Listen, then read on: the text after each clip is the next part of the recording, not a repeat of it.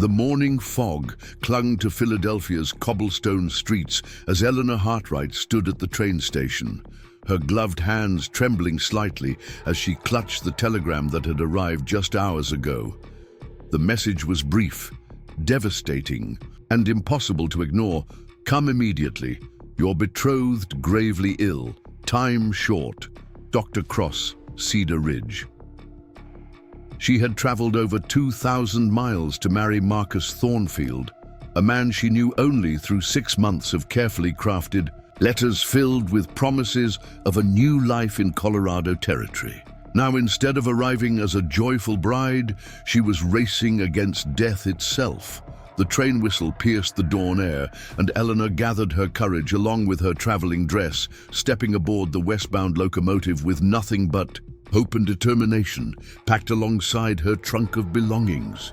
Before we jump back in, tell us where you're tuning in from, and if this story touches you, make sure you're subscribed, because tomorrow I've saved something extra special for you. The journey to Cedar Ridge took 5 grueling days, each mile stretching Eleanor's nerves tighter than piano wire. She had left behind everything familiar, her position as a governess to the Ashford family, her small rented room above Mrs. Murphy's bakery, and the predictable rhythm of city life, all for the promise of love and adventure in the untamed West.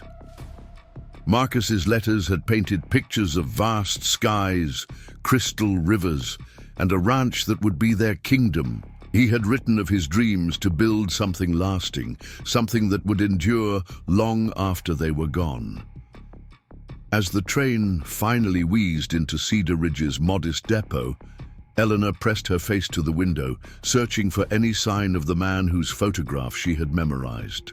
Instead, she saw only a handful of weathered buildings scattered along a dusty main street, their false fronts standing proud against the backdrop of distant mountains. The platform was nearly empty save for a tall, lean man in a black coat who seemed to be waiting with purpose. Dr. Benjamin Cross watched the train doors with the intensity of someone who had spent too many nights keeping vigil over the dying. At 35, he carried himself with the quiet authority of a man who had seen both the best and worst of human nature. His medical bag sat at his feet, a constant companion in this frontier town where illness and injury were as common as sunrise. When Eleanor stepped onto the platform, her dove-gray traveling suit pristine despite the journey, he knew immediately who she was. "Miss Hartright?" His voice was gentle but urgent. "I'm Dr. Cross. Thank you for coming so quickly." Eleanor's heart clenched at his somber expression. "Marcus, is he? He's alive," Dr. Cross assured her quickly, reaching for her trunk. "But his condition is complicated. We should go directly to the ranch." The ride to Thornfield Ranch took them through country that would have stolen Eleanor's breath under different circumstances. Towering pines gave way to rolling meadows where cattle grazed peacefully, and in the distance, snow-capped peaks scraped the October sky. But Eleanor barely noticed the scenery, her attention fixed on the doctor's profile as he guided the wagon with practiced ease. "What's wrong with him?" she finally asked, unable to bear the silence any longer. "Your telegram said he was gravely ill, but Marcus never mentioned any health problems in his letters." Dr. Cross's jaw tightened almost imperceptibly. "The symptoms began about 3 weeks ago. Weakness, fever, difficulty breathing. At first, I thought it might be pneumonia, common enough in these parts. But as the days passed..." He paused, choosing his words carefully. "The progression has been unusual." "Unusual how?" "Let's just say I've seen similar cases before, though none quite like this." His grey eyes remained fixed on the road ahead. "Miss Hartright, I should prepare you. The man you're about to meet may not be the one you expected from his letters." Eleanor's mind raced with possibilities, each more frightening than the last.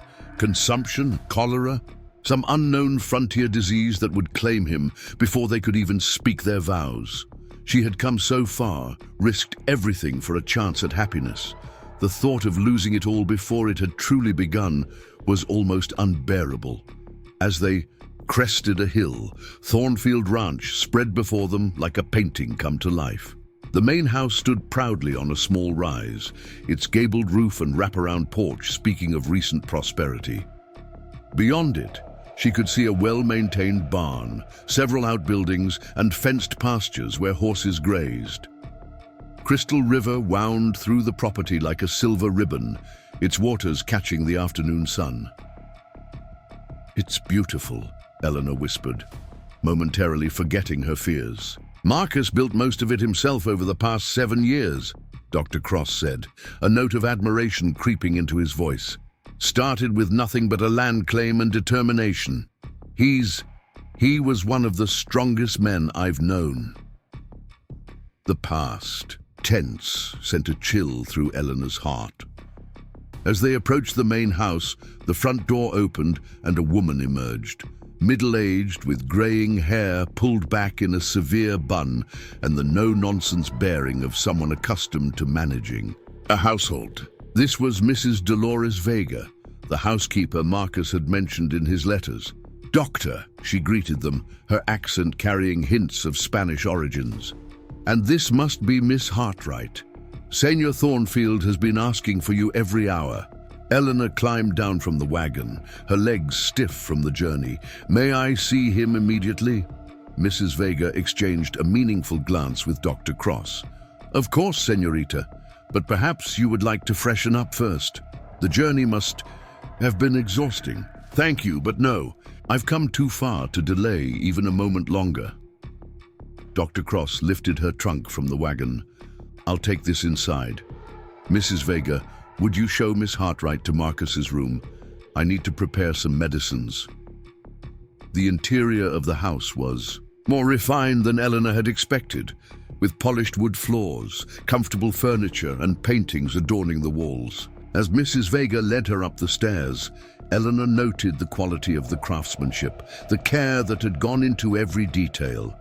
This was a home built with love, built to last. The master bedroom door stood slightly ajar, and Eleanor could hear labored breathing from within. Mrs. Vega paused, her hand on the doorknob. "Senorita, he is not as he was. The illness has changed him, but his mind is still clear most of the time." Eleanor squared her shoulders. "I understand. Thank you." The room was dimly lit, heavy curtains drawn against the afternoon sun. In the large four-poster bed lay a man who bore only a passing resemblance to the photograph Eleanor carried. Marcus Thornfield had been robust and vital in his picture, with thick, dark hair and bright eyes that promised adventure. The man before her was gaunt, his face pale and drawn, his breathing shallow and labored. But when he turned his head at the sound of her entrance, Eleanor saw something familiar in his eyes, the same warmth and intelligence that had shone through his letters. "Eleanor." His voice was barely above a whisper. "Is it really you?" She moved to his bedside, gently taking his hand in both of hers. It felt fragile, like a bird's wing. "Yes, Marcus, I'm here. I came as soon as I received Dr. Cross's telegram." A ghost of a smile crossed his face. "You're even lovelier than I imagined. I'm sorry. This isn't the welcome I planned. Don't apologize. We'll get through this together. Dr. Cross will find a cure, and soon you'll be strong again." Something flickered in his eyes. Doubt, perhaps, or knowledge he wasn't ready to share. "Eleanor, there are things you need to know about the ranch, about why I'm really—" A fit of coughing interrupted him, harsh and painful to hear. Dr. Cross entered the room carrying a tray of medicines. "That's enough talking. For now, Marcus, you need to rest." He prepared a dose of something from a brown bottle, helping Marcus drink it. "Miss Hartright has had a long journey. Perhaps she'd like to settle in and return later. Preparing and narrating this story took us a lot of time, so if you are enjoying it, subscribe to our channel, It means a lot to us. Now back to the story. Marcus's grip on Eleanor's hand tightened weakly. Please, don't go far. I won't, she promised. I'll be right here in the house. Rest now. As she left the sick room, Eleanor's mind whirled with questions. What had Marcus been trying to tell her? What did he mean about the ranch? And why did she have the unsettling feeling that Dr. Cross knew more than he was revealing? Downstairs, Mrs. Vega had prepared tea in the parlor. Eleanor accepted a cup gratefully, her hands still trembling slightly from the emotional encounter. Through the window, she could see ranch hands going about their duties, life continuing despite their employer's condition. Mrs. Vega, Eleanor, began carefully. How long has Marcus been ill? Really ill? The housekeeper's face creased with worry. 3 weeks, as the doctor said. But there were signs before that. Senor Thornfield was working too hard, pushing himself. The troubles with the Blackwood family, the threats about the water rights, it was taking a toll. The Blackwood family? See, Silas Blackwood owns the mining company to the north. He's been trying to buy out all the ranches in the valley, wants control of Crystal River for his operations. Senor Thornfield refused to sell, and things have been tense. Eleanor set down her teacup, a new worry adding to her burden. Tense how?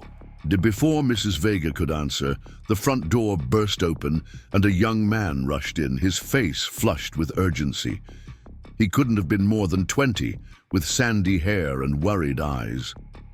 Mrs. Vega, is Doc Cross here? We've got trouble at the north pasture. Someone's cut the fence lines and scattered the herd. Jack sent me to... He stopped abruptly, noticing Eleanor for the first time. Oh, begging your pardon, ma'am. Didn't know we had company. This is Miss Hartright, Mrs. Vega said. Senor Thornfield's fiancée from Philadelphia. Eleanor, this is Tommy McKenna, one of our ranch hands. Tommy yanked off his hat, twisting it nervously. Pleased to meet you, ma'am. Sorry to burst in like this, but Dr. Cross appeared in the doorway, his medical bag in hand. I heard the commotion. What's happened? As Tommy quickly explained about the cut fences and scattered cattle, Eleanor watched the doctor's face darken with anger. There was something in his expression that went beyond professional concern, something personal. The Blackwoods again? Dr. Cross asked, though it seemed more statement than question. Can't prove it, Tommy admitted. But who else would want to cause trouble right now with Mr. Thornfield laid up? Eleanor stood, surprising them all. I'd like to see this damage for myself. Ma'am, that's not necessary, Tommy began. On the contrary, Mr. McKenna, if I'm to be mistress of this ranch, I need to understand what we're facing. Dr. Cross, will you accompany me? The doctor studied her for a long moment, then nodded. Mrs. Vega, please stay with Marcus. If there's any change, send word immediately. He turned to Eleanor. You'll need to change into something more suitable for riding. Mrs. Vega can find you some appropriate clothing. 20 minutes later, Eleanor emerged in a split riding skirt and boots that had belonged to Marcus's late mother. The outfit felt strange but liberating, so different from the restrictive fashions of Philadelphia. Dr. Cross had saddled 2 horses and he helped her mount with practiced ease.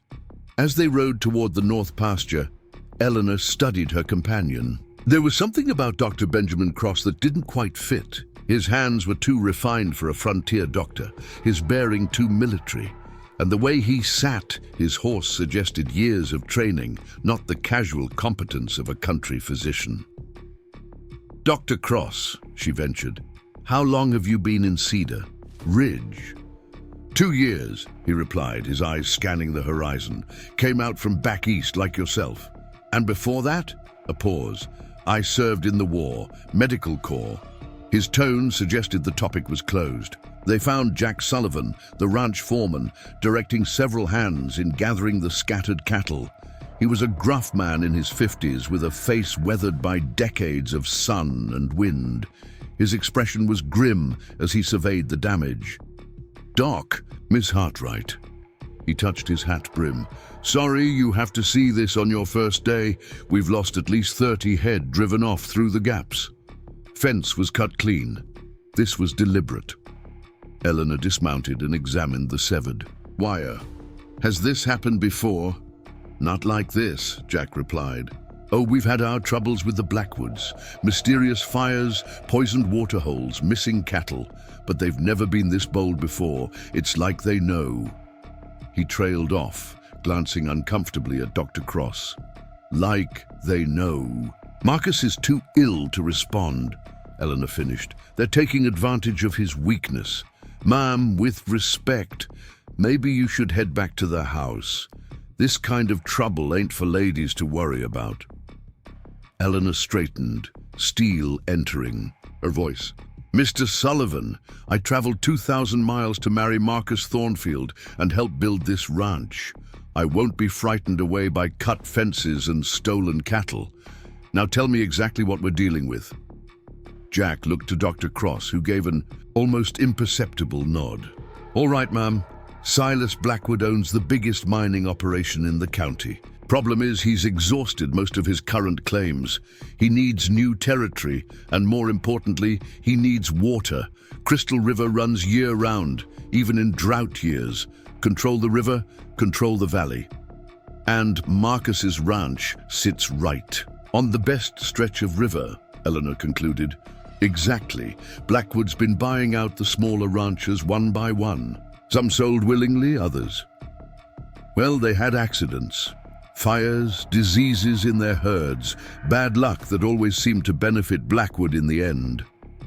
Eleanor felt a chill that had nothing to do with the mountain air. Are you suggesting Marcus's illness might not be natural? Jack's silence was answer enough. Dr. Cross spoke up, his voice carefully neutral. There's no proof of any wrongdoing. Marcus's symptoms could have many causes. But you said you'd seen similar cases before, Eleanor reminded him. What did you mean by that? The doctor's jaw tightened. We should return to the house. Marcus will be waking soon, and he'll want to see you. As they rode back, Eleanor's mind raced with new possibilities. If the Blackwoods were capable of poisoning livestock and burning barns, what else might they do? And why did she have the growing certainty that Dr. Cross knew more than he was saying? The sun was setting as they reached the ranch house, painting the sky in shades of orange and pink. Eleanor paused on the porch, turning to face the doctor. Dr. Cross, I need to know the truth. Is Marcus dying? He met her gaze directly, and for a moment she saw something flicker in his eyes. Pain, anger, determination. I'm doing everything in my power to prevent that, Miss Hartright. But yes, without intervention, I believe he has perhaps 2 weeks, maybe less. What kind of intervention? That depends on identifying the true cause of his illness, and that may require uncovering secrets that some would prefer stay buried. Before Eleanor could ask what he meant, Mrs. Vega appeared in the doorway. Doctor, come quickly. Senor Thornfield is asking for you both. He says there are things that cannot wait. They found Marcus propped up in bed, his face animated despite his obvious weakness. His eyes were clearer than before, focused with urgent purpose. Eleanor, Ben, he said, using the doctor's familiar name. Sit down, both of you. There are things you need to know, things I should have said sooner. Dr. Cross moved to check his pulse, but Marcus waved him away. No, Ben, no more pretense. It's time for truth. He turned to Eleanor, reaching for her hand. My dear Eleanor, I haven't been entirely honest in my letters. The ranch is successful, yes, but it's also in danger. The Blackwoods want more than just my land. They want to control the entire valley, turn it into one massive mining operation. We know about the cut fences, Eleanor said gently, and the missing cattle. That's just the beginning. Marcus's breathing grew more labored. 6 months ago, I discovered something on my land, something that changes everything. Ben knows about it. He helped me document it. Eleanor looked between the two men, confused. What did you find? Dr. Cross stood and walked to the window, his back to them. Marcus found evidence of illegal mining operations on federal land adjacent to his property. Tunnels that crossed boundary lines, diverted water sources, falsified claim documents. Enough to bring federal charges against the Blackwood Mining Company. We were building a case, Marcus continued, gathering evidence to present to the federal marshal in Denver, but someone found out. 2 weeks ago, I started getting sick, just fatigue at first, then fever, then... He gestured weakly at his wasted form. Eleanor's blood ran cold. You're saying you were poisoned? I'm saying the timing is suspicious, Dr. Cross replied, still facing the window. And I'm saying that Marcus isn't the first person to fall mysteriously ill after opposing the Blackwoods. Ben had a friend, another doctor who was investigating similar cases, Marcus said. Tell her, Ben. Tell her who you really are. The silence stretched taut as violin strings. Finally, Dr. Cross turned from the window, and Eleanor saw a different man standing before her. The gentle country doctor was gone, replaced by someone harder, more dangerous. My name is Benjamin Cross, and I'm a physician, he began slowly. But I'm also a former Army intelligence officer, sent here by the federal government to investigate reports of corruption and murder in the Colorado mining industry. My brother was Dr. James Cross. He was the first to suspect that the Blackwoods were poisoning their opponents. He died in a suspicious accident before he could prove it. Eleanor stared at him, pieces of the puzzle falling into place. So you came here to finish his work? To find justice for him, yes, and for all the others who've died or disappeared after crossing the Blackwood family. His grey eyes met hers with intensity. Marcus was helping me gather evidence. We were close to having enough to bring federal charges. Then he became ill. The evidence, Marcus wheezed, his strength fading. Hidden in the old line shack up by Devil's Canyon. Maps, documents, mineral samples, enough to destroy them. But you'll need to move fast. If they realize I'm dying, they'll search everywhere. Why didn't you tell me this in your letters? Eleanor asked, hurt creeping into her voice. Why let me come here not knowing the danger? Marcus's eyes filled with regret. I was selfish. I wanted the dream we'd built in our letters to be real, even if just for a while. I thought I had more time. I thought I could protect you from all this. He squeezed her hand weakly. Can you forgive a dying man his foolishness? Eleanor felt tears welling up. This wasn't the future she'd imagined, but the man before her was still the one whose words had captured her heart. There's nothing to forgive, but we're going to fight this, Marcus. We're going to get that evidence, stop the Blackwoods, and find a cure for whatever they've done to you. Marcus managed a faint smile. You're stronger than I deserve, Eleanor Hartright. His eyes moved to Dr. Cross. Ben, promise me. If something happens to me, protect her. See this through. You have my word, the doctor replied solemnly. As if the effort of confession had drained his last reserves, Marcus's eyes began to close. Dr. Cross moved quickly to his side, checking his pulse and breathing. He's unconscious again, he reported, but stable for now. Eleanor stood, new, determination flooding through her. She had come west as a mail-order bride, expecting to step into a ready-made life. Instead, she had walked into a fight for justice, with the life of the man she was growing to love hanging in the balance. Dr. Cross, or whoever you really are, tell me what we need to do. How do we save Marcus and stop the Blackwoods? The doctor studied her for a long moment, then nodded with what might have been approval. First, we secure that evidence before they realize what we know. Then we need to identify the exact poison they used so I can try to counteract it. And finally, we need to stay alive long enough to get that information to the federal authorities. Eleanor moved to the window, looking out at the ranch that was to have been her new home. Shadows were lengthening across the valley, and she could see riders in the distance, too many to be Thornfield ranch hands. "I think we'd better start immediately," she said quietly. "We have company coming."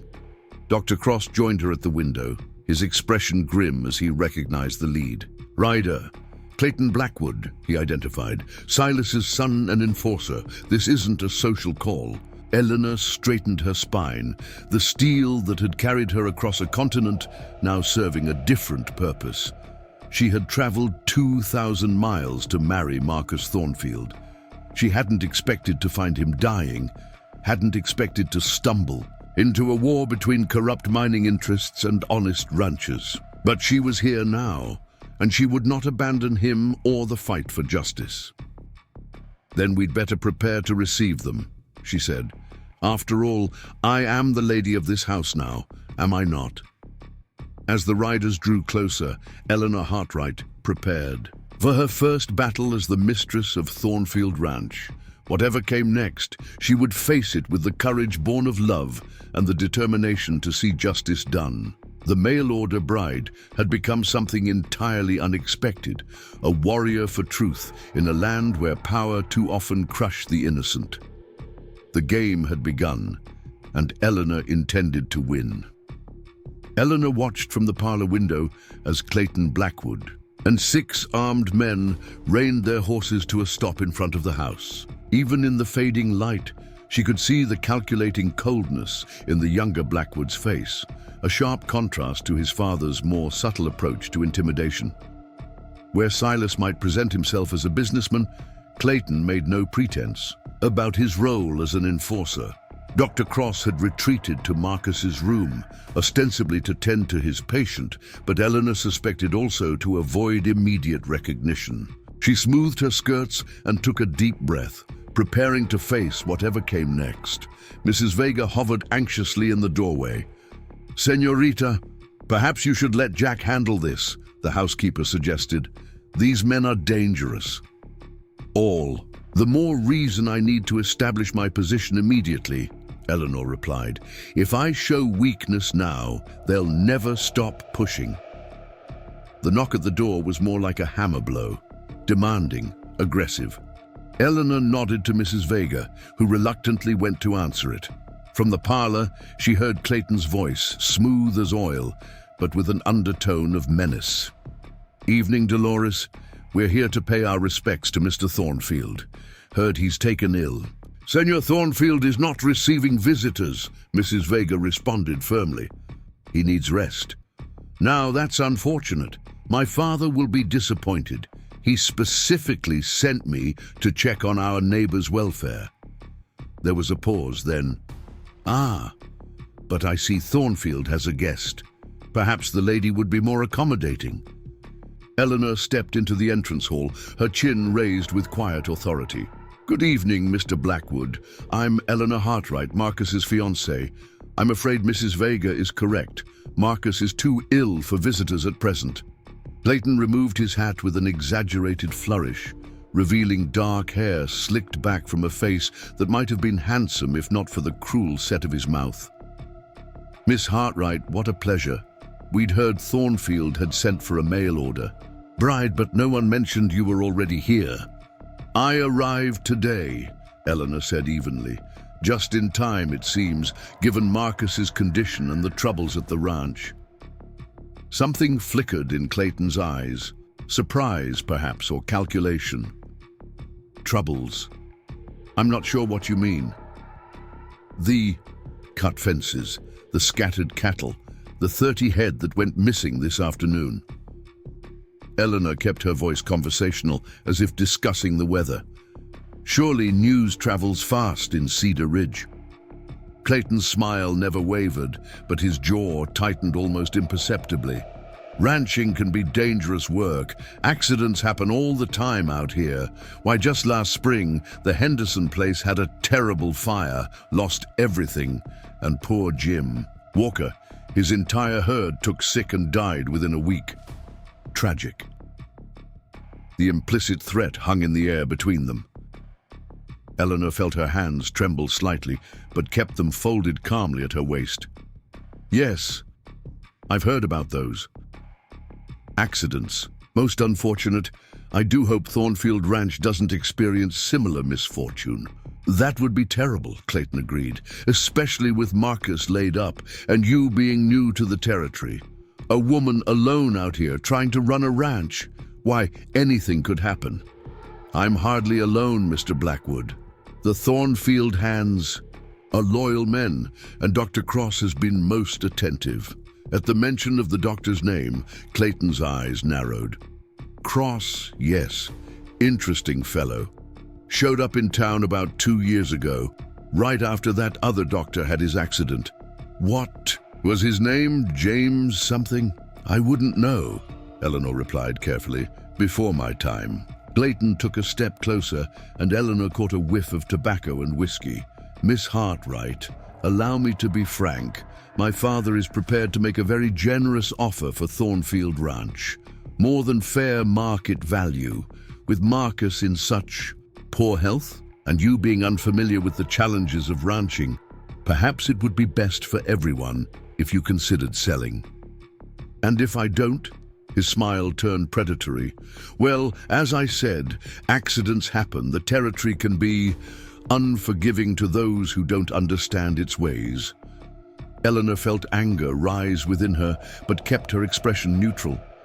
I appreciate your concern, Mr. Blackwood, but I have no intention of selling. Marcus and I have plans for this ranch, and I intend to see them through. Clayton's eyes hardened. Plans have a way of changing out here, sometimes overnight.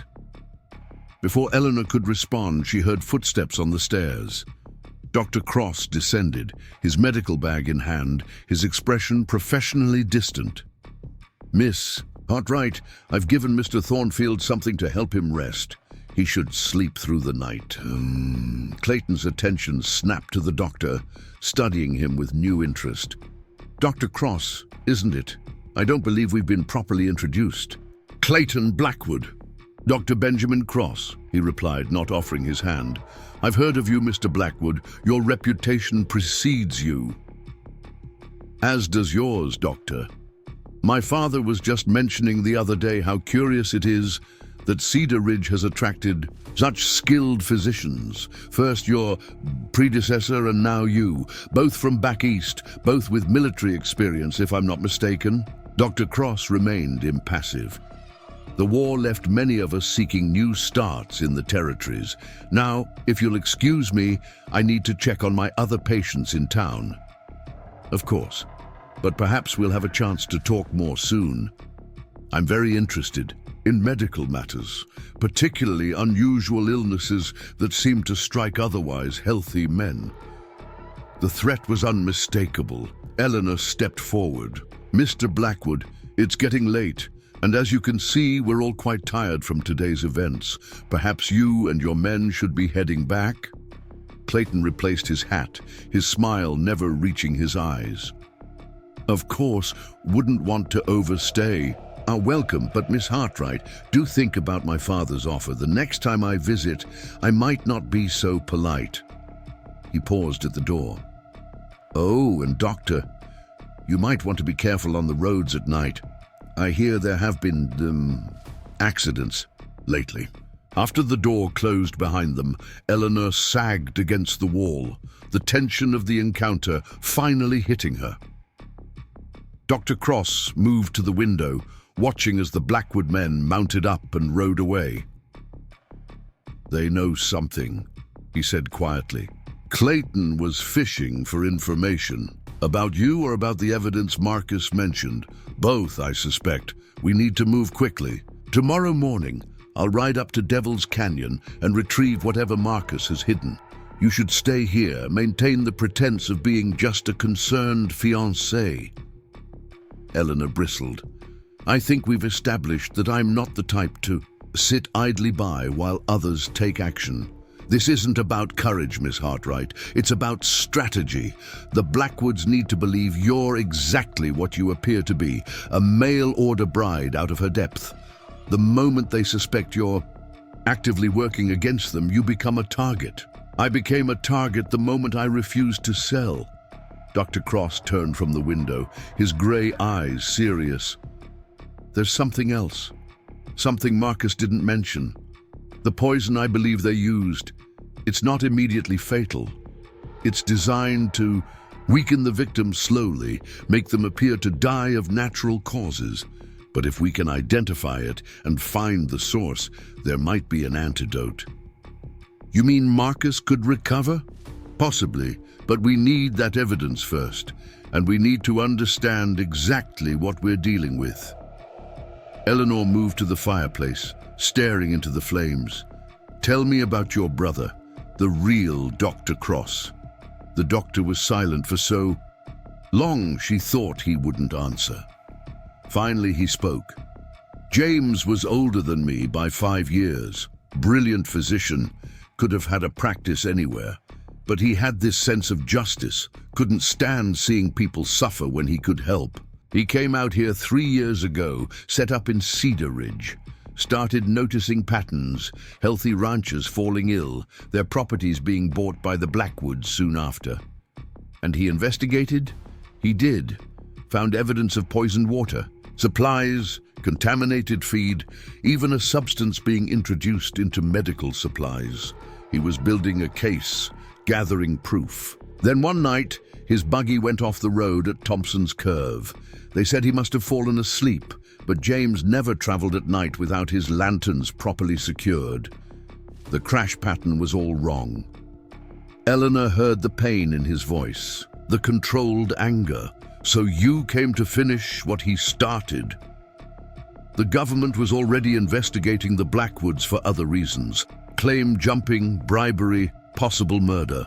They needed someone with medical knowledge who could work undercover. I volunteered. He gave a bitter laugh. Told them I wanted justice for James. Truth is, I wanted revenge. And now? Now I just want to stop them before more people die. Your Marcus is a good man, Miss Hartright. He doesn't deserve this. Eleanor turned from the fire. Then we work together. You get the evidence from Devil's Canyon. I'll maintain appearances here and try to learn more about their operations. Mrs. Vega mentioned that some of the Blackwood miners drink at the Copper Penny on Saturday nights. Perhaps I could... Absolutely not. A lady doesn't frequent saloons, especially not alone. I've already established that I'm not a typical lady, Doctor. Besides, men in their cups often say things they shouldn't. And if I'm accompanied by, say, Tommy McKenna or one of the younger hands, it might seem like nothing more than a new bride trying to understand her community. Dr. Cross frowned. It's too dangerous. If the Blackwoods suspect, they already suspect. Clayton practically announced their intentions tonight. We can't afford to be passive. She met his gaze squarely.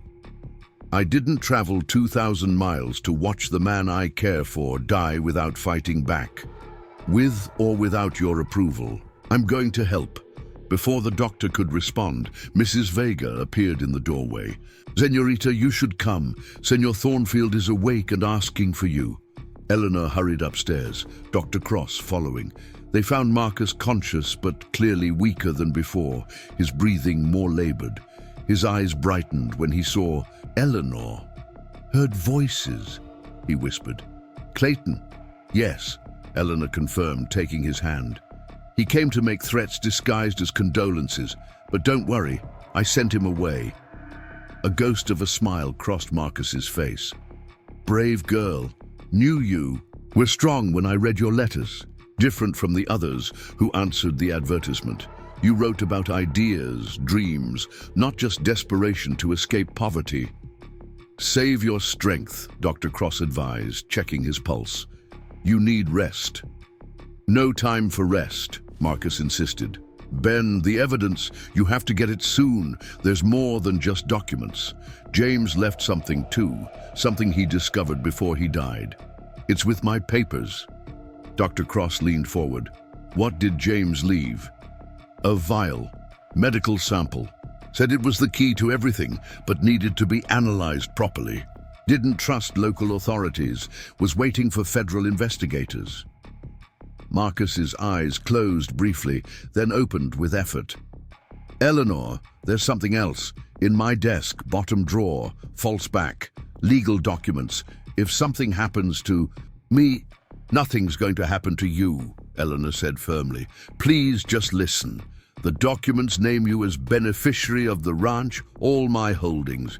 Witnessed, notarized, completely legal. The Blackwoods can't touch it. Eleanor felt tears prick her eyes. You did this before you even met me? Did it the day I got your first letter? Somehow I knew. His breath rattled. Promise me, whatever happens, don't let them win. The valley needs people like you, people who won't bow to corruption. I promise, Eleanor whispered. Dr. Cross prepared another dose of medicine. This will help you sleep. Real sleep, not unconsciousness. Your body needs rest to fight. As Marcus drifted off, Eleanor and the doctor retreated to the hallway. I'll leave before dawn, he said quietly. Can you manage things here? Yes, but be careful. Clayton's threats weren't idle. I've survived worse than Clayton Blackwood, he replied. But thank you for the concern. Eleanor studied him in the lamplight. May I ask you something? Why did you really come here? You could have had the federal marshals investigate. Why risk your life playing country doctor? Dr. Cross was quiet for a moment. Because James believed in doing things the right way, building a case properly, making sure the guilty faced justice, not just retribution. He would have wanted it done legally, thoroughly, and because... He paused. Because sometimes the only way to understand evil is to walk among it, to see its face up close. And have you understood it? I've learned that men like the Blackwoods don't see themselves as evil. They see themselves as visionaries, builders of empire. The lives they destroy are just obstacles to progress. That's what makes them so dangerous. They believe their own justifications. Eleanor shivered slightly. And now they're focused on Marcus, on this ranch, on the entire valley. Thornfield Ranch is just the latest target, albeit the most important one. Control the water, control everything. He looked at her intently. Are you certain you want to be part of this? There's still time to run, to abandon Marcus, and let the Blackwoods win. Eleanor's voice hardened. No, Doctor, I made my choice when I stepped off that train. Whatever happens next, I'm seeing this through. Dr. Cross nodded slowly. Then we'd better prepare. Tomorrow changes everything one way or another. The next morning came too soon, bringing with it a grey dawn that promised rain. Eleanor had barely slept, her mind churning with plans and possibilities. She rose before sunrise, dressing carefully, in a practical dark dress that wouldn't show trail dust. If she was to play the part of grieving fiancé while gathering intelligence, she needed to look the part. She found Dr. Cross in the kitchen, already dressed for riding, his medical bag packed with supplies that had nothing to do with healing. Mrs. Vega was preparing coffee and biscuits, her face drawn with worry. The men are ready, she reported. Jack has posted extra guards, and Tommy will accompany you to town as planned. Eleanor accepted a cup of coffee gratefully. Any change in Marcus during the night? He slept peacefully, Dr. Cross replied. A good sign. The medicine is helping, but we're running out of time. Whatever they've given him, it's progressive. Each day weakens him further. How long does he have? Without identifying the poison and finding an antidote, a week, perhaps less. He met her eyes. I'll be back before nightfall. If I'm not, you will be, Eleanor said firmly. We're not losing anyone else to the Blackwoods. After the doctor departed, Eleanor went to check on Marcus. He was awake, propped up against pillows, his face grey but his eyes alert. You're going to town, he said. It wasn't a question. Just to establish my presence, let people see me as the concerned bride-to-be. Nothing dangerous. Everything's dangerous now. He reached for her hand. Eleanor, I need to tell you something. About the ranch, about why I really advertised. For a bride, she sat on the edge of the bed. You don't have to explain. Yes, I do. You deserve the truth. He took a labored breath. I've been fighting the Blackwoods for 2 years. Knew it was just a matter of time before they moved against me directly. I needed someone. Someone they wouldn't suspect.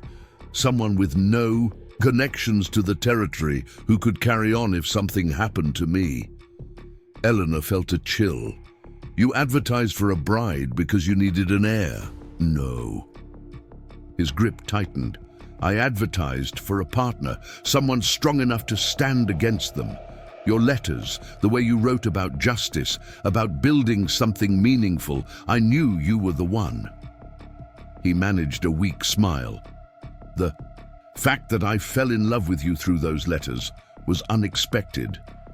Marcus, let me finish. In my desk, with the other documents, there's a letter to the territorial governor, to the federal marshal, to anyone who will listen. It names, details crimes, provides evidence. If something happens to me, promise you'll see it delivered. Nothing's going to happen to you, Eleanor insisted, but her voice caught. We're going to expose them, find the antidote, and have the wedding we planned. I hope so, but if not... He raised her hand to his lips. Thank you for coming. Thank you for being braver than I had any right to expect. Eleanor blinked back tears. Rest now, I'll be back soon. An hour later, she set out for town with Tommy McKenna as her escort. The young ranch hand was nervous, but trying not to show it, his rifle prominently displayed across his saddle. As they rode, Eleanor tried to draw him out, knowing that the younger hands often heard things their elders missed. Tommy, how long have you worked for Marcus? Coming on 2 years, Mom. He hired me right off the stage from Kansas. I was just a kid looking for work, but Mr. Thornfield took a chance on me. And in that time, have you noticed anything unusual? About the other ranchers who've sold out? About the Blackwoods? Tommy shifted uncomfortably. Well, ma'am, there's always been talk about how folks who cross the Blackwoods seem to have bad luck. But it's just talk, mostly. Mostly. He glanced around as if someone might be listening. There's this fella works at the Copper Penny, Miguel Santos. He used to work for the Blackwoods, up at their mine. Quit about 6 months ago, won't say why, but sometimes, when he's had too much whiskey, he talks about things. Strange things. What kind of things? Underground stuff. Tunnels that go, places they shouldn't. Barrels of chemicals being brought in at night. And there's a doctor who visits regular-like, but not to treat injured miners. Miguel says this doc brings supplies, takes samples, never stays long. Eleanor's pulse quickened. Do you know this doctor's name? No, ma'am, but Miguel might, if someone asked the right way. They reached Cedar Ridge just as the town was coming to life. Shop owners were opening their doors, and the smell of baking bread drifted from the boarding house. Eleanor directed Tommy to stop first at Jensen's general store, knowing that Hiram Jensen was both a gossip and a weather vane for public opinion. The store was empty, except for Jensen himself, who brightened considerably when Eleanor entered. Miss Hartwright, how's our patient this morning? Resting comfortably, thank you, though I'm afraid he's still very weak. She browsed the shelves, selecting items she didn't really need. Mr. Jensen, I wonder if you might help me understand something. As a newcomer, I'm curious about the history of the valley. How did the Blackwoods come to be so influential? Jensen's expression grew cautious. Well, now that's ancient history. Silas Blackwood arrived about 15 years ago with money from back east. Started small, bought a played-out silver mine everyone thought was worthless. Turned out there was copper deeper down, lots of it. Lucky guess, some say. Others say he had information, geological surveys that weren't public. Within 5 years, he owned 3 mines and was buying up land all around them. And people were willing to sell. Jensen busied himself arranging canned goods. Willing's a strong word. But when your cattle start dying, or your barn burns down, or your water goes bad, selling starts to look like the smart choice. Surely the law. Sheriff Hawthorne's a good man, but he needs evidence. Accidents happen, Miss Hartright. That's the way of the frontier. Eleanor selected a few more items, then casually asked, I heard there was another doctor in town before Dr. Cross. Did you know him? Jensen's face closed off. Dr. James was a fine physician. Tragedy what happened. Now will that be all for you today? Recognizing she'd pushed as far as she could, Eleanor paid for her purchases and left. Outside, Tommy was talking to a pretty Mexican girl who was sweeping the boardwalk in front of the dressmaker's shop. Ma'am, this is Rosa Santos, Miguel's sister. She works for Mrs. Patterson. Rosa curtsied nervously. Senorita Hartright, I heard you were in town. My brother, he would like to speak with you about Senor Thornfield. Eleanor exchanged glances with Tommy. Your brother works at the Copper Penny? See, but he's not there now. He's at our home, afraid to go out. He says men watch him, follow him, ever since he quit the mine. Why does he want to speak with me? Rosa looked around nervously. He says he has information about why Senor Thornfield is sick, about what they do up at the mine. But he's scared. He needs promise of protection. Eleanor made a quick decision. Where do you live? The small house behind the church. But senorita, it's not safe. Nothing's safe anymore, Eleanor replied. Tommy, we're making a detour. The Santos home was indeed small, just 2 rooms with carefully tended flowers in the window boxes. Miguel Santos answered their knock himself, a thin man in his 30s with haunted eyes and hands that shook slightly. Senorita Hartright, thank you for coming. Please quickly, inside. The interior was spotlessly clean, but sparsely furnished. Miguel gestured them to chairs, then paced nervously. I should not be talking to you. They said if I ever spoke of what I saw... Mr. Santos, Eleanor interrupted gently. Marcus Thornfield is dying. If you know something that could help save him, please tell me. Miguel stopped pacing. Senor Thornfield was good to my family when we first came here. Gave my father work when no one else would. I owe him. He took a deep breath. I worked in the deep mines, the ones they don't put on official maps. There are tunnels that run under other people's land, under federal land. They're taking ore that doesn't belong to them. That's illegal, but there's more. They have a special section, locked off. Only certain men allowed in. They bring in shipments at night, chemicals, equipment. And there's a laboratory. Eleanor leaned forward. A laboratory for what? I saw papers once, formulas. They're making something, refining it. The doctor who comes, not Dr. Cross, another one from Denver, he oversees it all. Miguel's voice dropped. I think they're making poison, senorita. Poison that kills slowly, looks like natural sickness.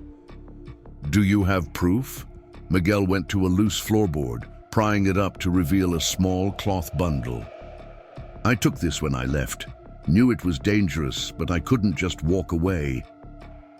He unwrapped the cloth to reveal a small vial filled with clear liquid.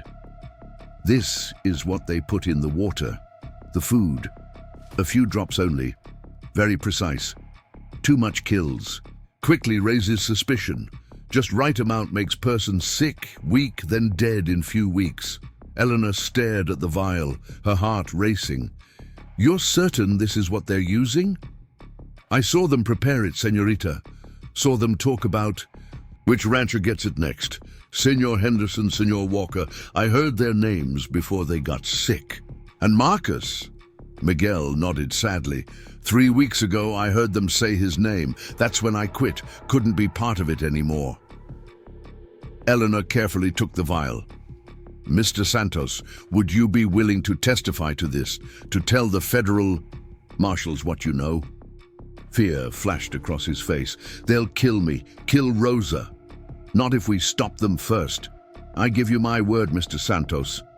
If you help us bring the Blackwoods to justice, I will personally ensure you and your sister are protected. Before Miguel could respond, Rosa burst through the door. Miguel, they're coming. Blackwood men, many of them. Through the window, Eleanor could see riders approaching fast. Clayton Blackwood in the lead. There was no time to run, nowhere to hide. She quickly tucked the vial into her bodice and turned to Tommy. "Get Mr. Santos out the back. Take him to Thornfield Ranch. Tell Jack Sullivan to keep him safe no matter what." "Ma'am, I can't leave you." "That's an order, Tommy. Go." As Tommy hustled Miguel out the back door, Eleanor turned to Rosa. "Is there another way out?" "The root cellar. It connects to the church basement, but Senorita, show me, quickly." They had just reached the cellar stairs when the front door exploded inward. Clayton Blackwood strode in, flanked by 4 armed men. His eyes took in the scene. Eleanor, Rosa, the obvious signs of hasty departure. "Miss Hartright, what a surprise. I wouldn't have expected to find a lady of your caliber in this part of town." Eleanor drew herself up. "I was visiting Miss Santos. She does excellent needlework, and I have a wedding dress to plan." "Of course, and where is Miguel? I was hoping to speak with him about some employment matters. I believe he's at work. The copper penny, isn't it?" Clayton's smile was cold. "Nice try. But we saw him here not 20 minutes ago." He stepped closer. "You know, Miss Hartright, you're becoming quite troublesome. First refusing our generous offer, now consorting with disgruntled former employees. It's almost as if you're working against my family's interests." "I'm simply trying to understand my new community, Mr. Blackwood. Is that a crime?" "Depends on what you're trying to understand." His eyes narrowed. "Where's the good doctor today? Not by his patient's bedside." Dr. Cross had other patients to attend to. Not everyone has the luxury of perfect health. Indeed, speaking of health, I heard the strangest rumor. Someone's been asking questions about mysterious illnesses, about certain business practices. You wouldn't know anything about that, would you? Eleanor felt the vial pressing against her ribs, a dangerous secret that could doom them all if discovered. "I'm just a bride-to-be worried about her fiancé's health. Nothing more." Clayton reached out and touched her cheek. She forced herself not to flinch. "You know, it's a shame about Marcus, but these things happen. Men die, ranches change hands. The smart woman knows when to cut her losses. And the honorable woman stands by her commitments." His hand dropped. "Honor's a luxury in this territory, Miss Hartright. One that can cost you dearly." He turned to his men. "Search the place, every room, every corner." As the men began their search, Eleanor prayed that Tommy had gotten Miguel safely away. She also prayed that Dr. Cross was having better luck at Devil's Canyon if they searched her and found the vial. "Nothing here, boss," one of the men reported. "Looks like someone left in a hurry through the back." Clayton's face darkened. "Find them, check the usual places, and put men on all the roads out of town." He turned back to Eleanor. "As for you, Miss Hartright, I think you should come with us. For your own protection, of course." "I'm perfectly safe. I insist." His grip on her arm was iron. "After all, we wouldn't want anything unfortunate to happen to Marcus's intended bride. The poor man has enough troubles." As they led her outside, Eleanor caught sight of Sheriff Hawthorne across the street.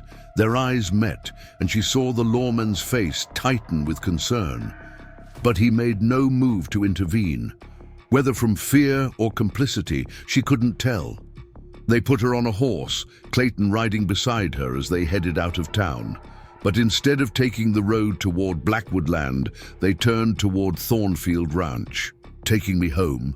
Eleanor asked, trying to keep her voice steady. "In a manner of speaking, I think it's time we all had a frank discussion about the future of the valley.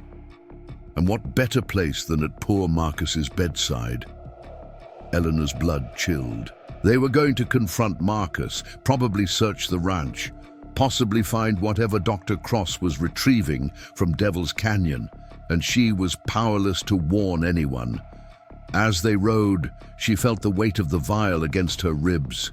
evidence that could save Marcus, expose the Blackwoods, bring justice to the valley, but only if she could get it to the right people, only if she survived long enough to use it. The game had taken a dangerous turn, and Eleanor Hartright found herself at the center of a storm that threatened to destroy everything and everyone she had come to care about. But she had made a promise to Marcus, to herself, to the memory of Dr. James Cross. Whatever came next, she would not break that promise. The ranch came into view, and with it the next phase of a battle that would determine the fate of Cedar Ridge Valley. Eleanor straightened in her saddle, preparing for whatever awaited. She had come west as a mail-order bride. She would stand, now as something more, a defender of justice in a land where might too often made right. The final confrontation was at hand. The ride to Thornfield Ranch felt like a funeral procession, with Eleanor trapped between Clayton Blackwood's men like a prisoner being led to execution. The vial hidden in her bodice seemed to burn against her skin, a dangerous secret that could save Marcus or condemn them all. As they approached the ranch, she noticed unusual activity. More riders than normal patrolling the boundaries, and Jack Sullivan standing on the porch with his rifle prominently displayed. Clayton observed the defensive preparations with amusement. Expecting trouble, Miss Hartright? Or did your foreman decide to take precautions on his own? Jack takes his responsibilities seriously, Eleanor replied evenly. As he should, given recent events. They rode into the yard, and Eleanor saw Tommy McKenna's horse among those at the hitching post. Relief flooded through her. He had made it back with Miguel Santos. But that relief was quickly tempered by the realization that Clayton would surely search for the former mine worker. Mrs. Vega appeared in the doorway, her face a mask of controlled alarm. "Señorita Hartright, we were worried when you didn't return as expected." "I'm fine, Mrs. Vega," Eleanor said, as Clayton helped her dismount with mock courtesy. "Mr. Blackwood insisted on escorting me home."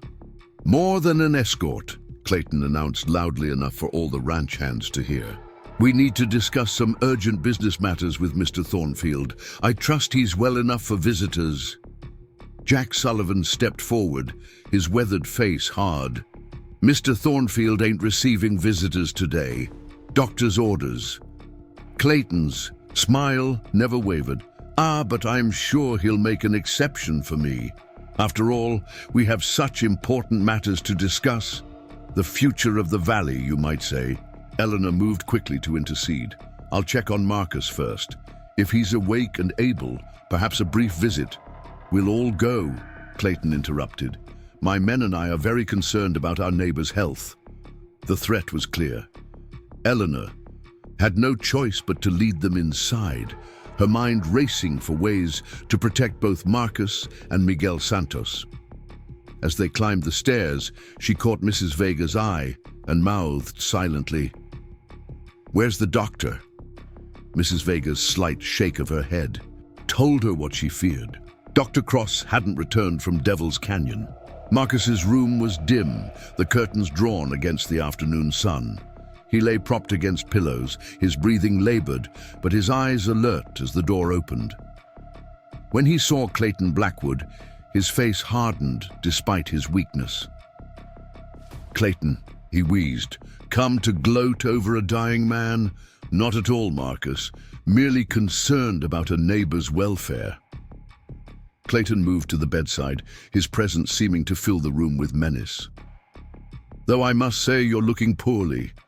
Perhaps it's time to think about the future, about what happens to your ranch when you're gone."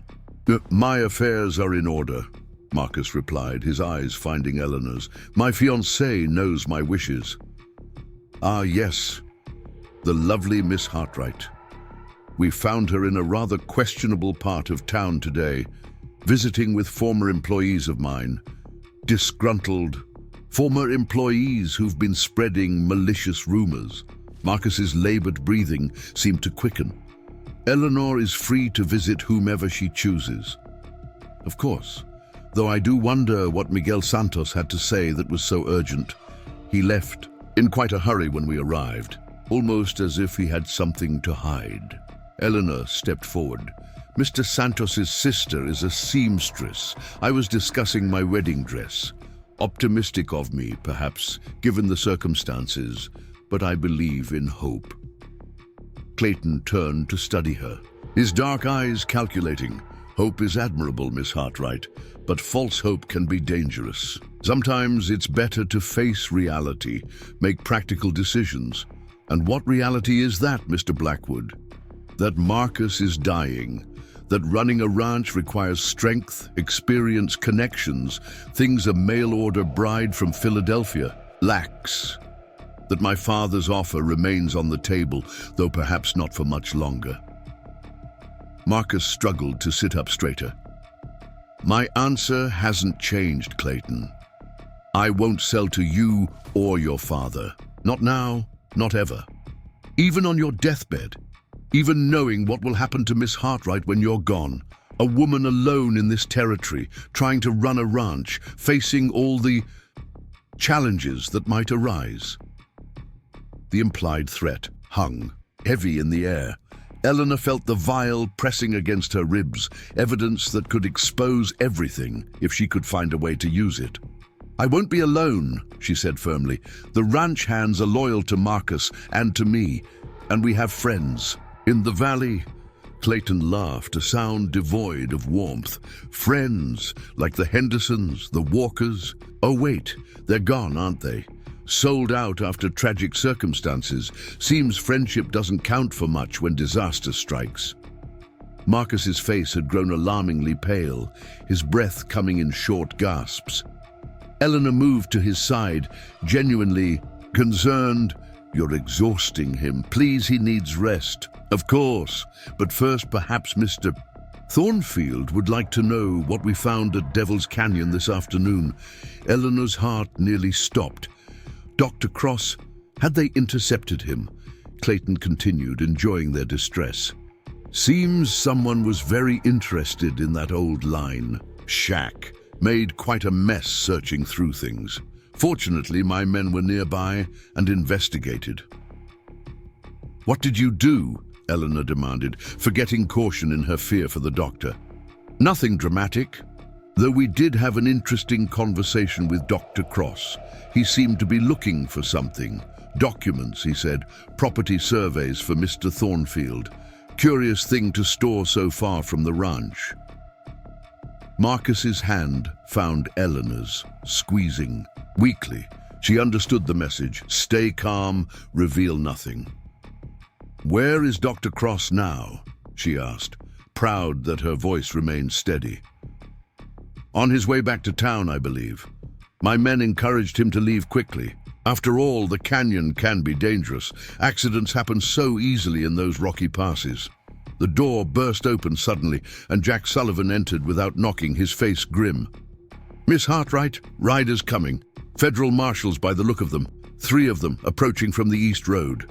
Clayton's composure cracked for just a moment before his smile returned. Federal marshals? How interesting. I wonder what brings them to Cedar Ridge. Eleanor felt a surge of hope. Had Dr. Cross somehow managed to contact them? Or was this related to Charlotte Mason's father and their evidence about the illegal timber operations? I suggest we go downstairs and greet them properly, she said, seizing the initiative. After all, we have nothing to hide. Clayton's eyes narrowed. Indeed, though I wonder if everyone here can say the same. He turned to his men. Search the house, every room. We're looking for stolen property, documents that belong to Blackwood Mining. You have no authority, Eleanor began. I have every authority to recover stolen property, unless you'd prefer to explain to the federal marshals why you're harboring a thief and spreading seditious lies about legitimate business operations. As Clayton's men began their search, Eleanor helped Marcus lie back against his pillows. He was struggling to speak, his lips forming words she had to lean close to hear. The desk, he whispered. False bottom. Get the letter. She squeezed. His hand in understanding then followed Clayton downstairs, where the federal marshals were just dismounting.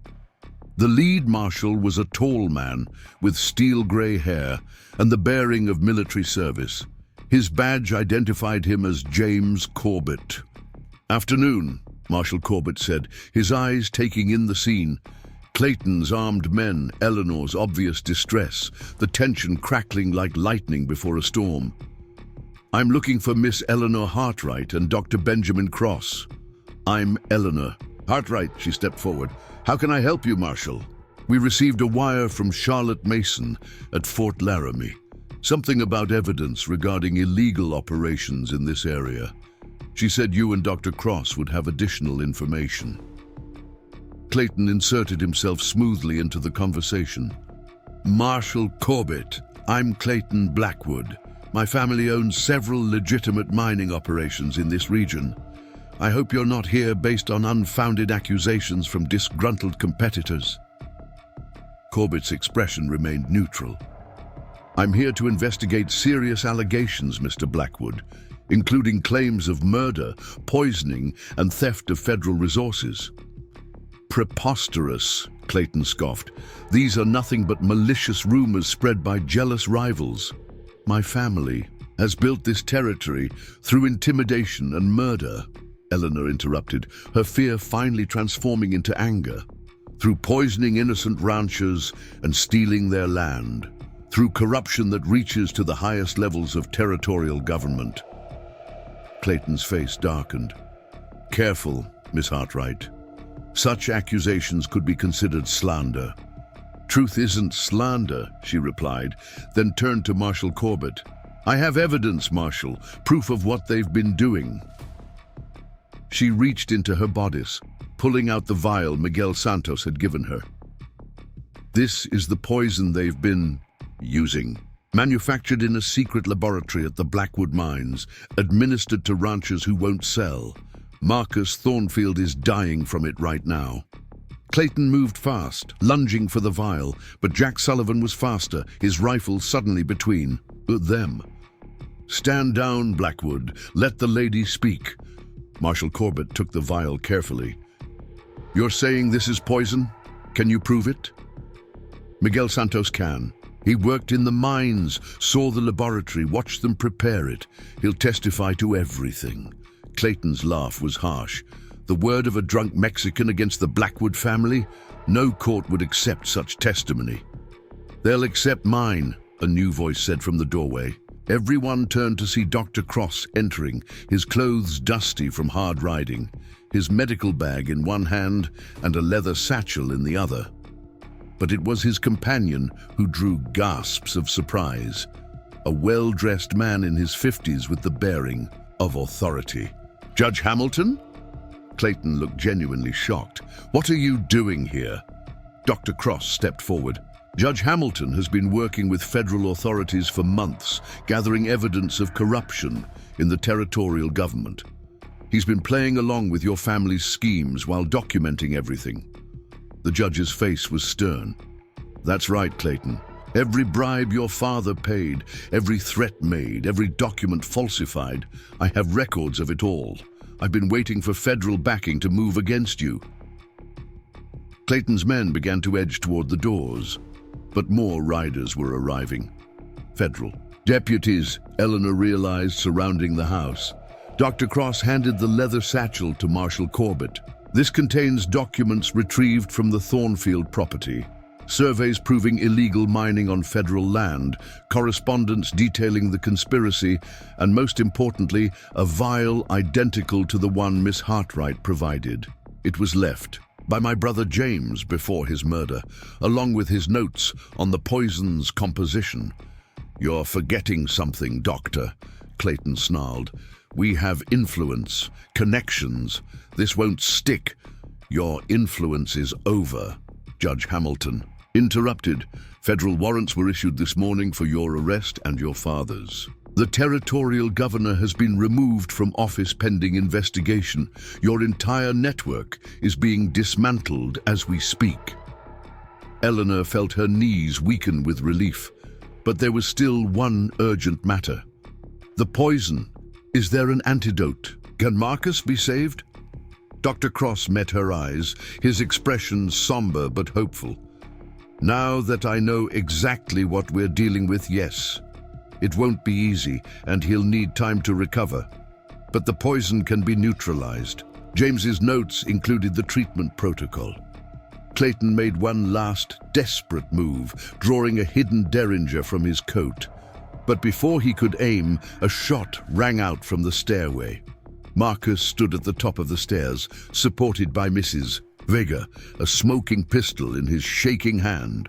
"That's for all the good people you've killed," Marcus said, his voice stronger than it had been in weeks, fueled by righteous anger. Clayton crumpled to the floor, clutching his shoulder where Marcus's bullet had struck. Marshal Corbett quickly disarmed him, while deputies moved in to arrest the other Blackwood men. As the chaos settled, Dr. Cross rushed to Marcus's side, helping him back to bed. Eleanor followed, her heart pounding with hope and fear in equal measure. "The treatment will be difficult," Dr. Cross explained as he prepared medications from his bag. "The poison has done significant damage, but he's strong, and now that we can treat it properly." Eleanor took Marcus's hand. "You're going to be fine. We're going to have that wedding after all." Marcus managed a weak smile. "Quite a story to tell our children. How their mother took down the most powerful family in the territory. I had help," Eleanor said, looking around at the faces gathered in the room. Dr. Cross, Mrs. Vega, Jack Sullivan, even Judge Hamilton. "We all did this together." Over the next hours, as Dr. Cross administered the antidote and federal marshals took statements, the full scope of the Blackwood conspiracy emerged. The secret laboratory, the systematic poisoning of rivals, the theft of federal resources, it was all documented, witnessed, and verified. Silas Blackwood was arrested at his mansion, his empire crumbling as former allies rushed to cooperate with authorities. The territorial government underwent a massive shake-up, with corrupt officials removed and honest men appointed in their place. As night fell, Eleanor found herself on the porch where this had all begun just days ago. Dr. Cross joined her, looking exhausted but satisfied. "Your brother would be proud," she said quietly. "I think so. Justice served through proper channels, just as he would have wanted." He paused. "You showed remarkable courage today. Marcus is lucky to have you." "Will he really recover?" "It will take time, weeks, maybe months. But yes, I believe he will. The damage isn't irreversible if we caught it in time, which we did, thanks to you." Eleanor looked out over the ranch, now free from the shadow of Blackwood threats. "What happens now?" Now you build the life you came here for. The valley needs people like you and Marcus, people who won't compromise with corruption, who'll stand up for what's right. And you? Will you stay in Cedar Ridge?" Dr. Cross smiled, the first genuine smile she'd seen from him. "I think I will. This town could use a real doctor, and perhaps it's time I stopped chasing my brother's ghost and started building my own life." Inside the house, they could hear activity. Marshals finishing their investigation, Mrs. Vega preparing. A late meal for everyone, ranch hands celebrating the fall of their oppressors. It was the sound of a community beginning to heal. Eleanor thought of the letter she would write to her family back in Philadelphia, trying to explain how she'd come west as a mail-order bride and ended up helping to bring down a criminal empire. They'd never believe it. But then, she barely believed it herself. Tomorrow would bring new challenges. There would be trials to attend, testimony to give, a ranch to run while Marcus recovered. The other struggling ranchers would need support to reclaim their lives and property. The valley would need time to heal from years of fear and oppression. But tonight, for the first time since stepping off that train, Eleanor felt truly at peace. She had found her place, her purpose, and God willing, she would have her happy ending after all. As she turned to go inside, Dr. Cross called after her. "Miss Hartright, There's something else. In the documents from Devil's Canyon, there was a personal note from Marcus. He wanted you to have it if things went badly. He handed her a sealed envelope.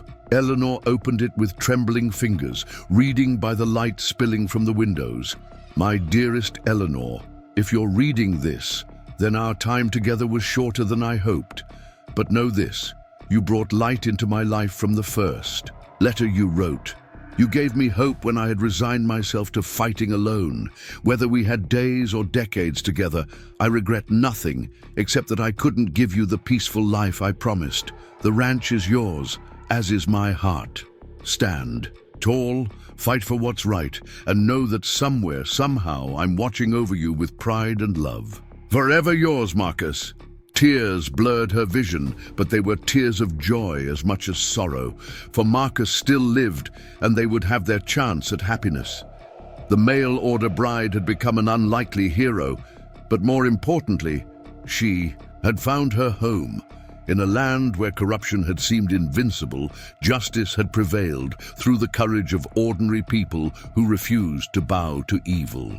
As Eleanor entered the house to sit vigil at Marcus's bedside, she carried with her the knowledge that their love story was just beginning.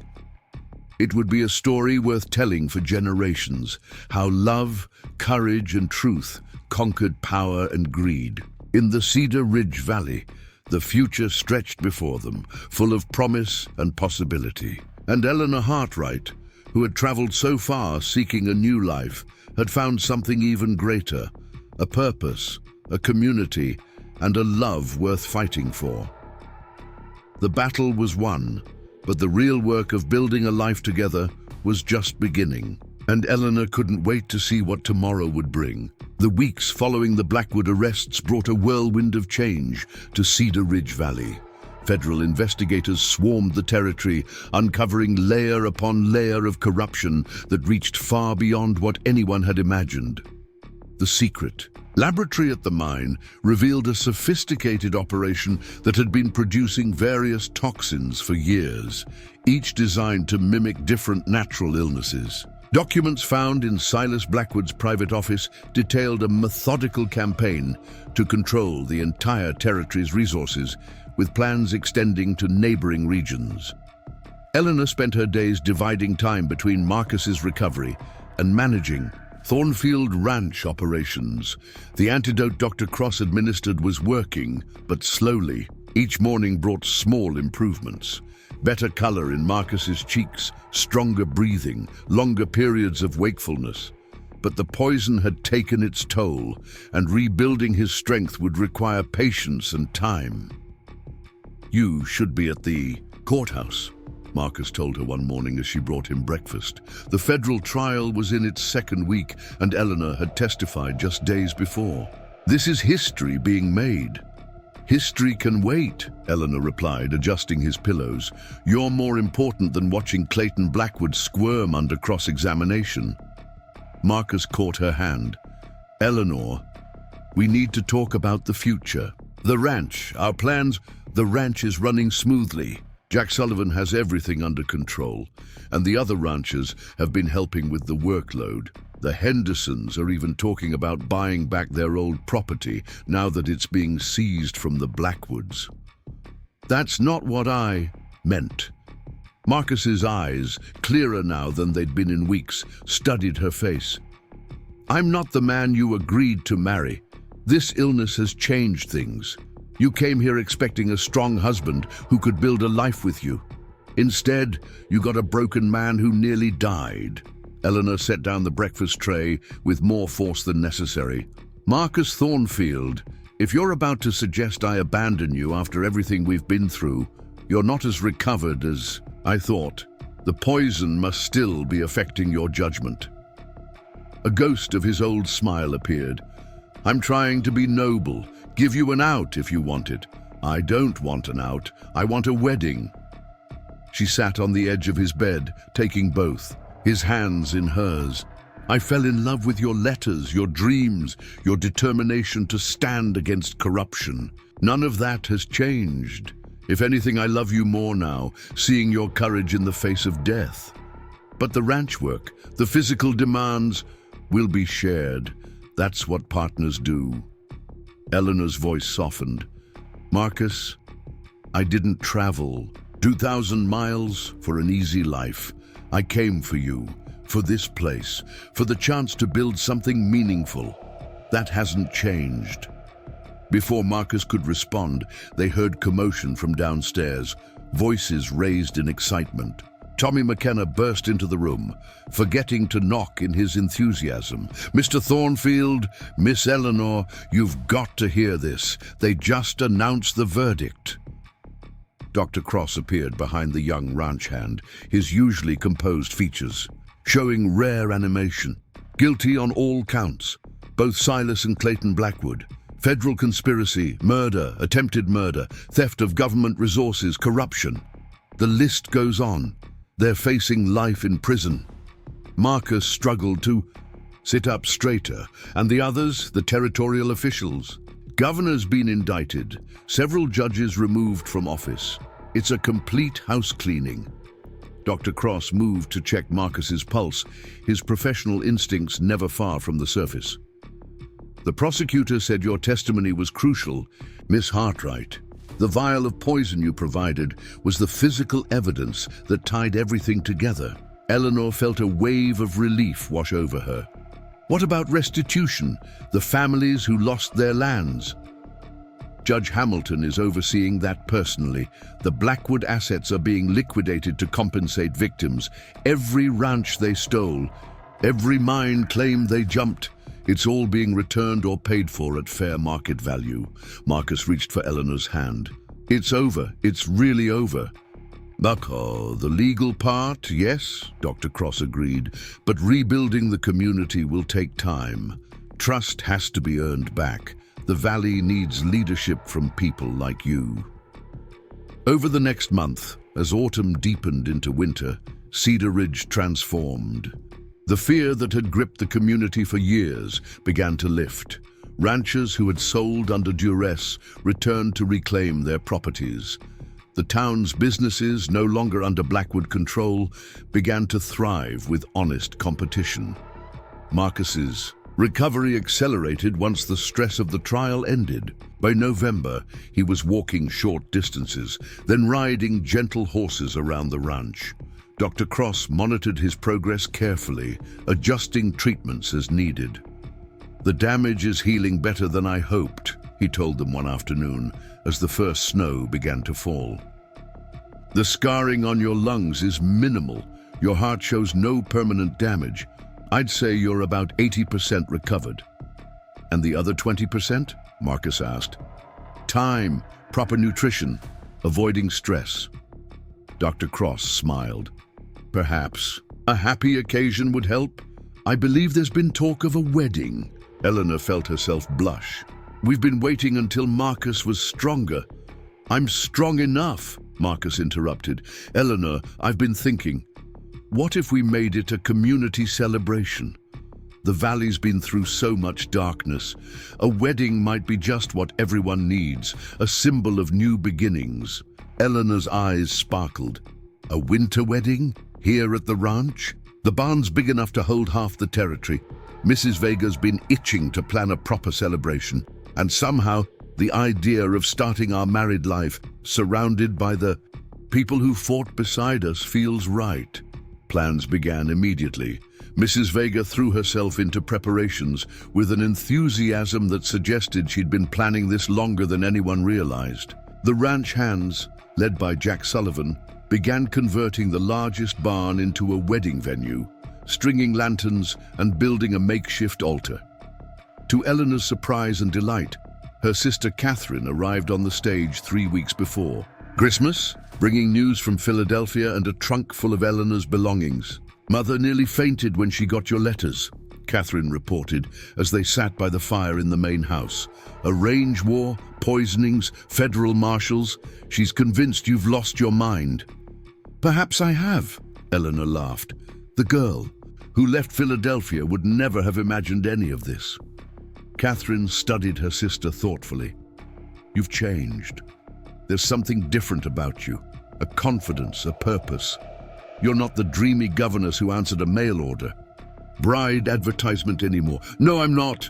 Eleanor looked out the window where Marcus was discussing ranch business with Jack Sullivan, his tall frame still too thin but growing stronger daily. I found something here I didn't know I was looking for. Love? Yes, but more than that. A cause worth fighting for, a community worth protecting, a life with real meaning. Now, the wedding was set for December 20th. As the day approached, gifts and well-wishes poured in from across the territory. The Hendersons, back on their reclaimed land, sent a hand-carved rocking chair. The Walkers contributed a quilt made by 3 generations of their family. Even Judge Hamilton sent a silver tea service with a note of congratulations. Charlotte Mason and her father arrived early to help with preparations, bringing news that their timber operation, now fully legal, was thriving. Father's even talking about expanding, Charlotte confided to Eleanor, says the valley's finally safe for honest business. The morning of the wedding dawned crystal clear and bitterly cold. Fresh snow had fallen overnight, transforming the ranch into a winter wonderland. Eleanor stood at her bedroom window, watching guests arrive from across the territory, ranchers, townspeople, even some of the federal marshals who had stayed to ensure peaceful transitions. Catherine helped her into her wedding dress, a simple but elegant creation in cream silk that Rosa Santos had sewn with loving care. "You're radiant," her sister said, adjusting the veil. "Mother would be in tears if she could see you now." "Happy tears or horrified tears?" Eleanor asked, managing a nervous laugh. "Both, probably." Her proper Philadelphia daughter marrying a cowboy in a barn, surrounded by people who fought in an actual range war. It's not exactly the society wedding she imagined for you. Eleanor turned from the mirror. "No, it's better. It's real. These people aren't here because of social obligation or family connections. They're here because we fought together, suffered together, and won together." A knock at the door interrupted them. Dr. Cross entered, looking uncommonly formal in a dark suit. "Miss Hartright, the groom is getting nervous. Shall I tell him you haven't changed your mind? Tell him I'll be down shortly.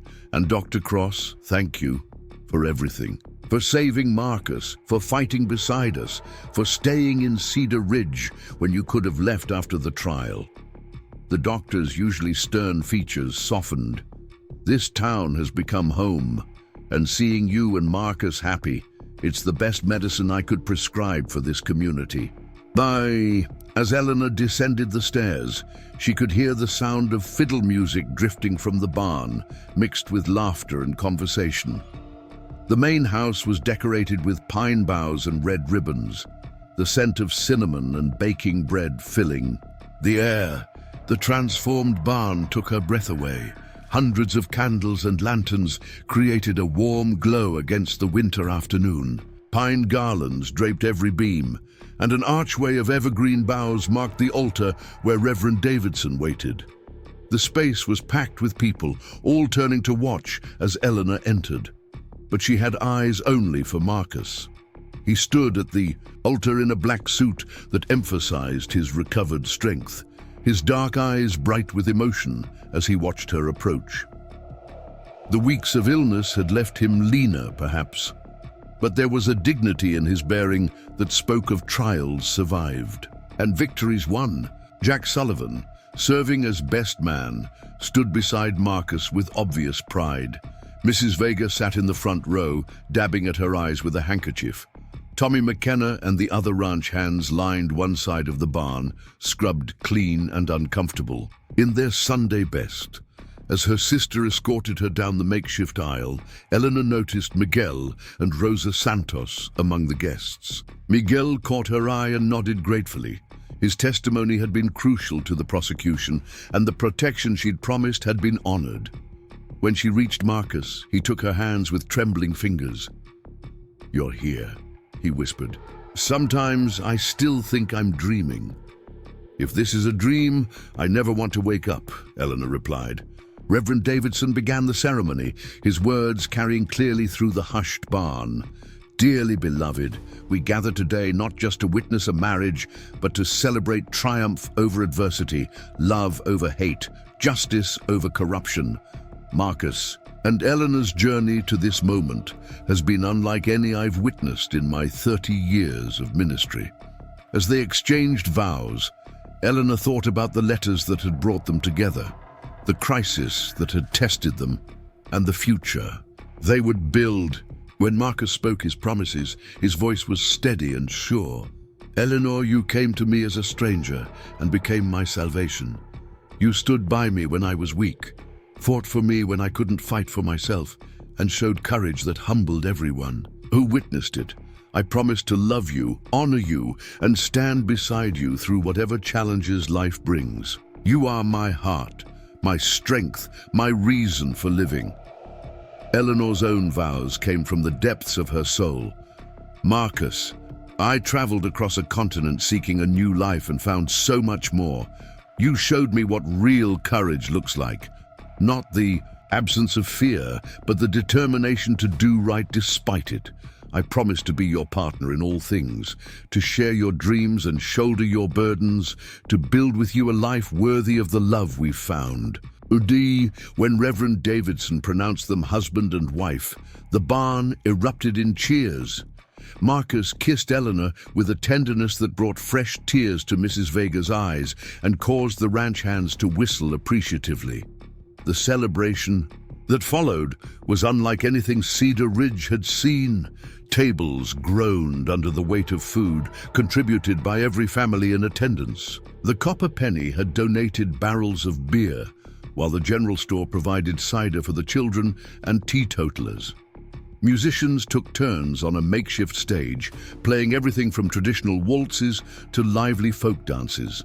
Eleanor found herself swept from one dance to another, accepting congratulations and good wishes from people who had become more than neighbors. They were family forged in shared struggle. During a break in the dancing, she noticed Dr. Cross standing alone, near the punch bowl, watching the festivities with an unusual expression. "Not dancing, Doctor?" she asked, joining him. "I'm not much for dancing," he replied, "but I'm enjoying watching others celebrate. It's good to see the community healing." "Have you thought about what's next for you, now that your mission is complete?" Dr. Cross smiled. "Actually, yes. I've decided to stay permanently. Cedar Ridge needs a proper medical practice." "And he hesitated, then continued, "I've been corresponding with a nurse from Denver. She's interested in coming out to help establish a proper clinic." Eleanor raised an eyebrow. "Professional interest only?" A slight color touched the doctor's cheeks. "Perhaps not entirely professional. Her name is Sarah. You'd like her. She's strong-minded and dedicated to helping people. Then I hope we'll meet her soon. You deserve happiness too, Dr. Cross. You've given so much to this community." As the evening progressed, Marcus found Eleanor taking a moment of quiet on the barn's small side porch, looking out at the snow-covered landscape. "Overwhelmed?" he asked, wrapping his arms around her from behind. "No, just thinking about how far we've come. 6 months ago, I was a governess in Philadelphia, dreaming of adventure. Now I'm a rancher's wife in Colorado Territory, and I've lived through more adventure than I ever imagined possible." "Any regrets?" Eleanor turned in his arms. "Not one. What about you? You advertised for a mail-order bride and got a troublemaker who attracted federal marshals and took down the territory's most powerful family." Marcus laughed, the sound rich and full. "I got exactly what I needed, even if I didn't know it at the time. The ranch is saved, the valley is free, and I have a wife who's braver than any man I know." "We did it together," Eleanor corrected. "All of us. That's the real victory, that a community stood together against tyranny and won." As if summoned by her words, Judge Hamilton appeared in the doorway. "Mrs. Thornfield, Mr. Thornfield, I wanted to speak with you both before I head back to the territorial capital tomorrow." "Judge Hamilton, we're honored you could attend." "I wouldn't have missed it," But I come with more than congratulations. The territorial legislature is being reformed, and they're looking for representatives from each region, people of proven integrity who understand the needs of ranchers and small communities. I've recommended you both. Eleanor's eyes widened. Us? But we're not politicians. Which is exactly why you're needed. The territory has had enough of career politicians. It needs people who understand honest work, who've proven they'll stand up to corruption. Hamilton smiled. Think about it. The first session isn't until spring, but the valley needs voices like yours in government. After the judge departed, Marcus and Eleanor stood together in the doorway, watching their guests dance and celebrate. Under the lantern light, the future stretched before them, full of possibilities they hadn't imagined. A political career? Marcus mused. Not what either of us expected when we started writing letters. Nothing has been what we expected, Eleanor replied. But maybe that's the point. Maybe the best lives are the ones we don't plan, the ones that find us when we're brave enough to take chances. As midnight approached, the celebration showed no signs of slowing. Children who had been running between the tables now slept on benches covered with borrowed coats. The older ranchers had gathered in one corner, sharing stories and whiskey. The younger couples still danced, their laughter bright in the winter night. Dr. Cross approached the newlyweds one last time. I should check on my patients in town. But before I go, Marcus, your recovery has been remarkable. Better than I had any right to hope for. The poison is completely out of your system. With proper care, you should live a long, healthy life. Groom, thanks to you, Marcus said, shaking the doctor's hand warmly. Thanks to Eleanor, Dr. Cross corrected. Her quick thinking in getting that vial, her courage in standing up to Clayton, that's what saved you. You married well, my friend. As the doctor departed, Eleanor noticed Rosa Santos approaching hesitantly. Senora Thornfield, I wanted to thank you for protecting Miguel, for keeping your promise. He has work now at the Patterson Ranch, honest work. We owe you everything.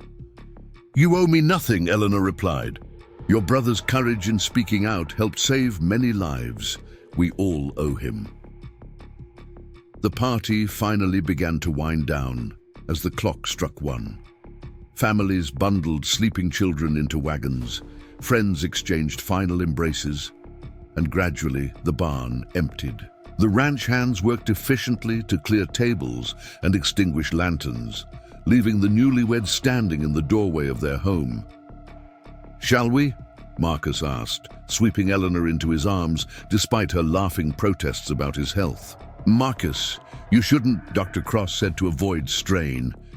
Carrying my bride over the threshold isn't strain, it's tradition. And after everything we've been through, I think we've earned a little tradition. As he carried her into the house, Eleanor marveled at the strength in his arms, the steady beat of his heart against her cheek. The man who had been dying just weeks ago was now vibrantly alive, their future stretching before them like the vast Colorado sky. Their wedding night was tender and passionate, a culmination of months of letters, weeks of fear and fighting, and a love that had grown stronger through every trial. As Eleanor lay in her husband's arms afterward, watching snow fall softly past their window, she thought about the journey that had brought them together. What are you thinking? Marcus asked, his fingers tracing patterns on her shoulder. About fate, about chance, about how answering a newspaper advertisement changed everything. Not everything, Marcus corrected. You were always brave, always strong. You just needed a place to let those qualities shine. And you gave me that place. This ranch, this community, this life. It's more than I dreamed possible. Marcus pulled her closer. This is just the beginning, Mrs. Thornfield. We have a ranch to run, a community to help rebuild, maybe even a territory to help govern. And someday, God willing, children to raise in a valley free from fear. Eleanor smiled against his chest. Children who'll grow up hearing the story of how their parents met through letters and married in a barn after defeating the most powerful family in Colorado territory. They'll think we're making it up.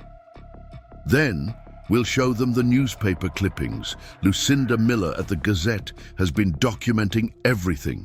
She says it's the story of the decade. As dawn approached, bringing with it their first full day as husband and wife, Eleanor dozed in perfect contentment. The mail-order bride who had discovered her groom dying had become something entirely unexpected, a frontier legend, a force for justice, and most importantly, a beloved wife to a man worth crossing a continent to find. The future held challenges, certainly. Running a ranch was hard work, and if they accepted Judge Hamilton's recommendation, political service would bring new responsibilities. But Eleanor faced it all with confidence, knowing she had Marcus beside her and a community of friends who had proven their loyalty in the crucible of conflict. Sometime before sunrise, she woke to find Marcus watching her, his eyes soft with wonder. "Can't sleep?" she asked. "Just can't believe you're really here, that we won, that we have a future together." Eleanor reached up to touch his face, still thin from his illness, but already showing signs of returning health. "Believe it, my love. We've earned our happy ending." "No," Marcus corrected, kissing her gently. "We've earned our happy beginning." Outside, fresh snow continued to fall, blanketing Cedar Ridge Valley in pristine white. It seemed appropriate. A clean slate, a fresh start, a new chapter for everyone who had survived the darkness and emerged into the light. The mail-order bride and the dying rancher had found each other across impossible odds, saved each other through courage and determination, and built a love strong enough to change the destiny of an entire territory. It was, as the newspaper would later proclaim, the greatest love story the Colorado frontier had ever known. But for Eleanor and Marcus, wrapped in each other's arms as the winter sun rose over their ranch, it was simply the beginning of the life they'd promised each other. A life of partnership, purpose, and enduring love in a valley finally free to pursue its dreams. The past was settled, justice had prevailed, and the future beckoned with infinite possibility. As Eleanor drifted back to sleep in her husband's embrace, she smiled at the thought that sometimes the most extraordinary adventures begin with the simplest acts of faith, like answering an advertisement, boarding a train, or believing that love can conquer even the darkest of circumstances. She had come west as a mail-order bride and discovered her destiny. And what a magnificent destiny it had turned out to be. Up next, you've got two more standout stories right on your screen. If this one hit the mark, you won't want to pass these up. Just click and check them out.